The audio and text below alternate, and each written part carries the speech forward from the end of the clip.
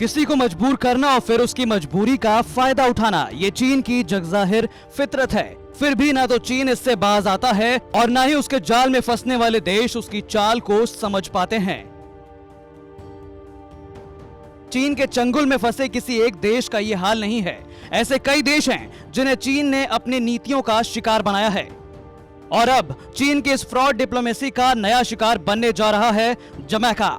जी हां, दुनिया के तमाम देशों को चूना लगाने वाले चीन ने अब जमैका को अपने जाल में फंसाने के लिए कर्ज और हाईवे बनाने वाली तकनीकी देने की पेशकश की है। और अगर जमैका ने चीन के इस उपहार को स्वीकार कर लिया तो आज नहीं तो कल उसे भी इस बात का अंदाजा लग जाएगा कि वो भी चीन की कर्ज नीति में फंस चुका है।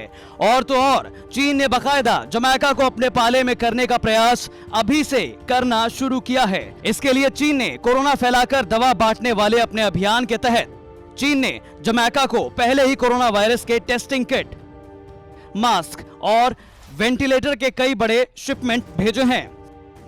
बता दें कि इससे पहले चीन ने एक दो देश नहीं बल्कि लाओस जैसे कई देशों पर कर्ज का बोझ लादकर उनको फंसाने की साजिश की है।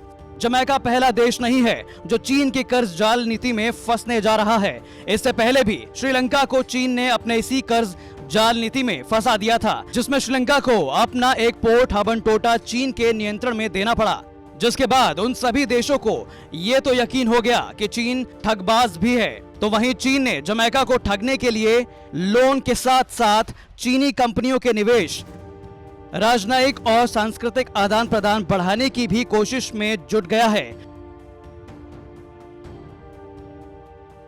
और यही वजह है कि जमैका में चीन ने सांस्कृतिक केंद्रों का एक नेटवर्क बना लिया है। हालांकि अमेरिका चीन को रोकने के लिए सक्रिय हो गया है।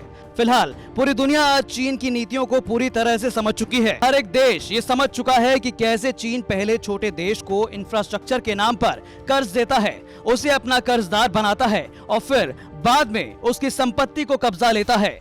चीन ने अपनी इसी कर्ज नीति के चलते भारत के आसपास मौजूद छोटे छोटे देशों को अपना कर्जदार बना लिया।